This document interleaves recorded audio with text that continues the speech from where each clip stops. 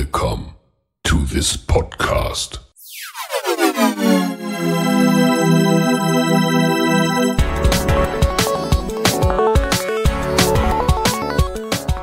Water Polo Expert Talk. Get the insights. Hello and welcome to the next episode of the Water Polo Expert Talk podcast. Today I welcome again Tony Azevedo in my podcast, and we talked about his view on the Final 8 this year and all about this virtual reality stuff he's doing at the 6/8 Water Polo Academy in the US today. So I hope you enjoyed the talk as well as we did, and let's tune in. Yeah, so let's go. Dive into the topics. So, how are you? So, how is the academies going? It's great. You know, we are full for summer, so we have kids coming from all over. We actually have 7 states represented. We have a Hungarian, a Spaniard who's here, and we just finished our last showcase, which was super exciting because we introduced. Yeah, so I saw it in Utah or where? Yes, it was. So in Utah. Where was the last showcase? It was in St. George, Utah. And what we did was we do as we always do, you know, split the kids up evenly based on their rankings. But then we came up with a fantasy league, and we had a draft, and all the kids were playing, and we saw their value through our analytics and stats. And it was really exciting. You know, all the college coaches asked, and we had like 6 kids sign with schools. Cool. Yeah, so I really get also the feedback from Mietze based on his experiences with people calling him all across the US at the moment. Somewhere or somebody from Hawaii is flying in somewhere. So It's really a booster at the moment. Yeah, so basically the key or the initial idea was really to have a next episode on the podcast, or a short discussion at least, about all the, let's say, new technology stuff you're using at the moment. Yeah, so the VR stuff and so on. So this was the one I said, okay, maybe we have to talk again. So this is really exciting because I think you are the first one using this one in this water polo area, right? That's right. So essentially with the VR, if you think about it, it's just natural in our sport, and why places in Europe are more advanced than elsewhere is because the more you see water polo, the smarter you are, the easier it comes to you, right? Every day a player here plays basketball and watches the NBA on, 3 games a week. So by the time they're 18 years old, they know mostly everything about basketball, and then you fix some fundamentals and stuff. In water polo, we don't have that. And so what if you're a kid who started 3 years, you've only been playing for 2 years? How are you going to catch up to the kids who've been playing for 8 years, right? And physically, it's just not possible to catch up and play that many games and put yourself in that scenario. So what we've created in the VR and what they're finding with NFL quarterbacks, what they're finding with baseball players and golfers even, is when you put on those goggles, it puts you in those scenarios.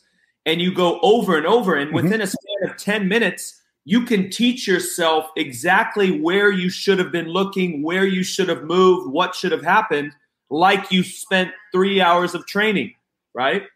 So, okay. Yeah, so and this means that you also cooperate with people from other sports. Yeah, so you mentioned the NFL of quarterback players and so on. So based on their experience in their area of sports, so there's a real communication, cooperation between the sports. Then in this case for the water polo stuff. That's right. Well, it's not just the sports; it's also the medical world. So one of the biggest ways they've gone in is like teaching doctors how to do certain surgeries or certain.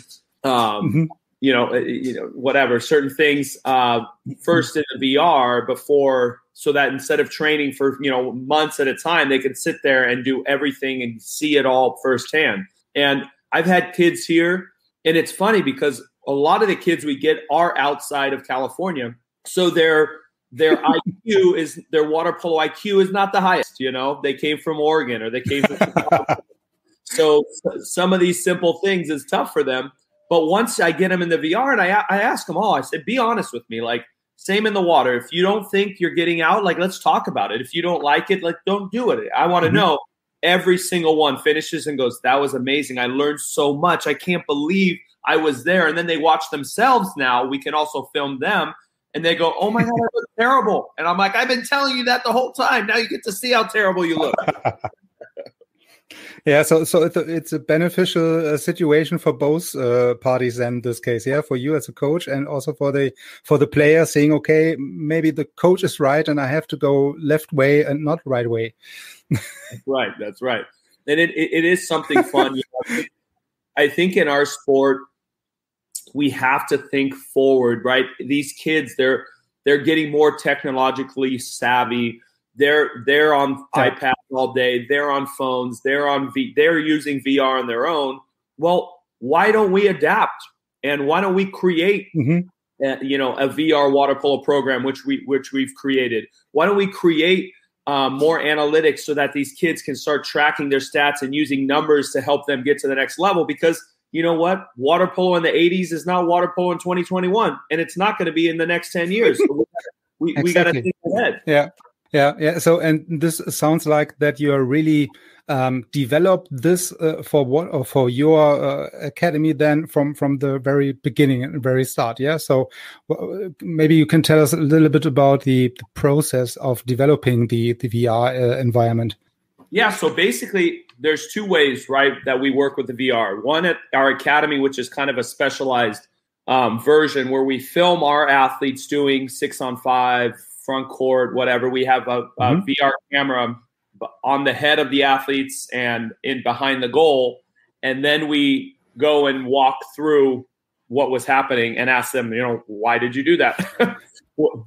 Okay, yeah. So this is very interesting because you're saying, okay, you have a camera on the head of each player, and then you do let's say, in my words, the recording of all these stuff, and after that you do the analysis, maybe. So this is nothing let's say, not so much different as in the past or today with the normal recording and videos and so on and so forth. But you have all the other aspects about your environment and all the senses of each player in this game. Yeah, that's right. So the goal is that instead of having to film a game and have a player watch the game and then you talk it through, now the player is in their own. I mean, sometimes we just have a camera behind the player. Now the player is in the game. It's more like and then I already talking through the scenarios. So a player can take this video home and go over all of these scenarios 100 times on their own instead of having a coach every day. Now, we do the coaching aspect because that's something special at the academy. So I walk them through it, ask them questions. But the big goal right now, our kids around the world who have purchased this, they buy it and they go through 6-on-5. Maggie and I are talking about what they should be looking at.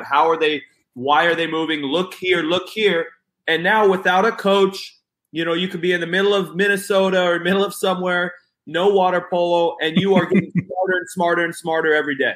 Okay. Yeah. So in this case, I have to think about a subscription for this case, maybe for myself.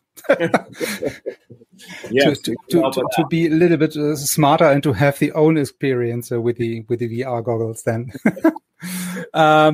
Okay, so what about the pricing or the cost for these? So you mentioned that you have also kids and players all around the world, or not only coming from the US maybe at the moment. So how is it going? So they are connect you or contact you over the website or app or whatever, and then you send what subscription? They have to buy the goggles for themselves, and how is this working? There's two ways we're doing it, right? One way is the most common way is you purchase from us the goggles and all the information uploaded already, so that the moment it arrives at your house, it goes and you have everything. Now, those goggles you can use for all the other games and whatnot, but all those packages are purchased. It's already in there. The second part is if you already have some of those goggles, there is a way for us to send it and download it to you. It's a little more complicated, but we have done it. And the third part, which will come out very soon, is we'll be our own store. So if you buy those goggles on your own, you just go to the store. That is where we're working towards. We're just not there yet. Okay. Yeah. So in this case, in the second scenario, you mentioned that you have to put this software or the firmware or whatever from you on the goggles from the customer. Yeah. So which is already existing in this case. That's right. And that way, what we want to do with that is really control the user experience, right? Because what's happened is a lot of people, we send them kind of like a USB to download it, blah, blah, blah, or tell them how to do it. And it ends up not working and they get frustrated. And that sucks because that's not our goal. But then you turn it around and you get now if it all shows up and it's all there, now they're very happy because it's very easy and they get to use it. And again, it doesn't exist. So this is it's really exciting for us. Especially in the case that it's not available at the moment you mentioned, when you are your own supplier and you have your own shop and can purchase this on your own, then you are really independent. So that's great. Also and this is really great also for the customer you mentioned. So for the kids and players around the world, so it's very easy to buy it as a bundle. Not each piece separately. No, 100%. Cool. Yeah, I think this would be, as you mentioned, because all the young kids are really working and living with all these kind of stuff.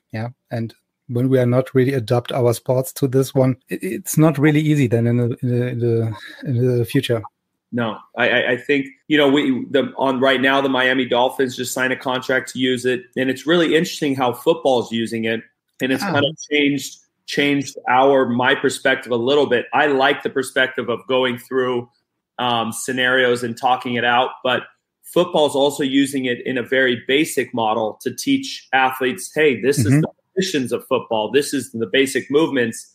And I really like that. And I think we're going to start to do that as well, because I want kids as young as 8, right, 10, to be able to put them on and say, oh, this is a center position. This is a goalie. Kind of watch them, look what it's like. And then slowly, as they progress, right, we always use crawl, first walk, run, sprint.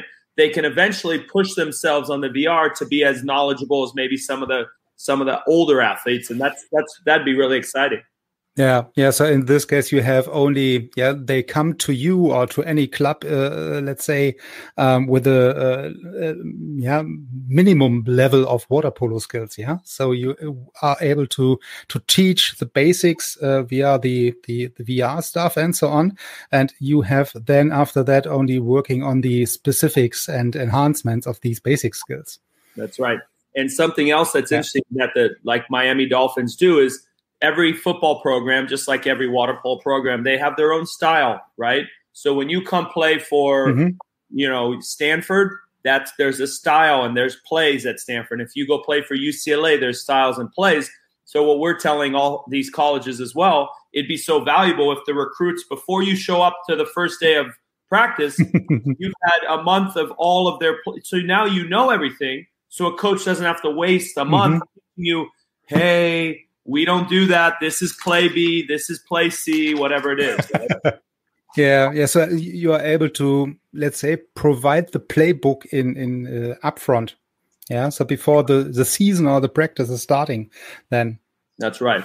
I think it is really, really interesting that you mentioned the connection between football and water polo, because I think we can really benefit from the from other sports which are let's say more popular, maybe not in the US but also in Germany. So we can benefit from football or soccer in this case here in Europe. So I'm pretty sure that they will use some kind of stuff also in the future. Yeah, no, I think, and that's just been it, Andre. It's like the VR was a Stanford connection I had, and we started talking, and a lot of people, it's so hard, they don't have times, and I think from my point of view, it's always been well, that's what I've taken my role as, is what do I do to help the sport? Whatever it is. We take a team to Croatia, and they said, you can't take women's team because there's no women's water polo in Croatia. And I said, well, let's start it. And so we're gonna start helping, and we're already have some teams coming out. We're gonna have coaching series. Maggie's gonna do some things out there, and mark my words, and hopefully in 10 years there's a women's program and Maggie's playing for it, and right? And and then the fun thing really has been the big push on our game desk, right? I know a lot of companies have really tried to come in the water polo and make the stats all digital, which is great, and I think everyone's doing that right. Yeah. But what's really, I feel, separated us is that connection to the individual athlete. Everyone's about the club, the tournament. We're about the athlete, right? And that's what's so exciting is I finish a game in Utah and I have, 20 athletes running after the game to their phone so they could see all their stats and their plus or minus and understand where their value is. Yeah. And then after a tournament, when an athlete comes to me and says, hey, I feel like I didn't do that well, we can look at their last 5 games and go over and say, well, look how many turnovers you had during the weekend, or look at how many ejections. These are little things that we can fix and help them be better, instead of you finish. And right now you finish a game. It's just, it's dependent on who you talk to. If you're lucky enough to have have Stom as your coach, then he's going to know what to say. If you don't have him and there's someone else, then maybe it's not going to be the right answer, right? So we're trying to. So at the moment, I would absolutely agree with you that it's more or less only a feeling or an impression from somebody about your game and your statics in this game. And when you have really the figures in front of you, it's something different. Yes. Okay. Yeah. So you already prepare for outside, yeah? Already. I know. No, that's all right. I got it. No problem. So maybe one last question before you have to leave to go to the practice. What do you think about the final 8? So I saw you're really following the games with your athletes. Yes. First off, it's amazing. And I think Europeans, they have a lot more accessibility to these games. But now with the live streaming, it's unacceptable that so many Americans and Brazilians and Australians didn't watch those games, right? If you ever aspired to be great, then you would watch those games. And if you didn't, then I don't want you coming to me telling me that you think you should be great. So that's first. And for me, what I thought of the Final Four or the Final 8, I thought, look, I think Len's done a good job. It's exciting to watch the lights and the excitement around it. The live stream was good. I thought the level didn't seem as high to me this time around. And I don't know if it was COVID and players' ability. It just seemed, to me, I've watched every Final Four or Final 8. I was at the one in Italy 2 years ago. I watched the one obviously last year. The rest of the time I've been participating in them. I just felt there was something missing on the quality this year. And again, maybe the players were too tired. Maybe it's too many games for them. Maybe it's too close to Tokyo, or the whole Tokyo delay kind of affected. But that would be my 2 cents, right? I thought I'm proud of Ben Halleck. He became the first American ever to win a Final Four. At the same time, I didn't think it's going to go down as one of the best Final Fours ever.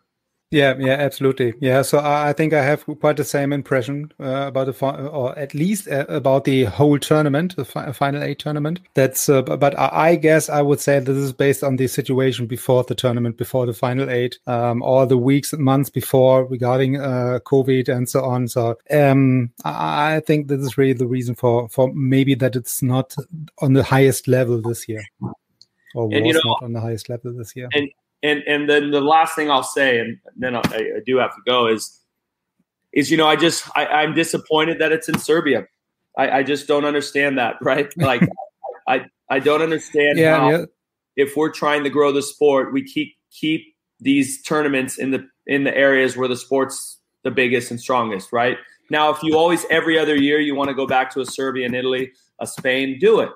But why, explain to me why the fastest growing European, it seems like one of the fastest growing European leagues that wasn't even around really when I played was France. Why is France not hosting it? That's a push right now. We should do whatever we can to get them to host, right? I know Germany was. Yeah, so, it was original in Hanover, to be honest, but we are not able to host it. Waspo was not able to host it due to the medical stuff and COVID stuff and security checks, COVID checks, and so on and so on. And so I think this is maybe then the reason for this year, but next year I would absolutely agree with you. But this year, I think Belgrade was really the safest one. And let me ask you, is the reason, I guess. If we're really all around, all for the better of the sport, and we think that if all the countries, playing is at a higher level is going to help the sport, which we all know it is, why wouldn't there be a final eight in the U.S.? Why wouldn't there be a final eight in Asia? And I don't want to hear like a money situation because we know the money that they get. Obviously, that's their job, is to market and to get enough money to say, hey, clubs, instead of paying to go here, we're going to figure out, and I guarantee I can find a sponsor in New York that's going to host these guys, or Miami, have a wonderful tournament in the U.S., and then all of a sudden people know who these athletes are. Because I go to my athletes who, again, are top-level athletes, and I say, do you know who Prokofiev is from Russia? Do you know who Valanki from Hungary is? And they have no idea. And that's a little bit their fault, but it's a lot more our fault because we don't give these athletes the exposure they need. Yeah. And so the clubs anyway need the funding and the budget for the Final Eight, So maybe the costs are not so much higher. I agree. Good. Okay. So you have to leave, I guess. So thank you very much. So we have to talk again about these VR stuff. Okay, yeah. Look, text me anytime or email me. I can find like this time always on Wednesdays is the best. It was just today I have this thing at 12:30. So see you, Andres. Okay, no problem. So thanks for your time. Have a good day. Thank you. Bye.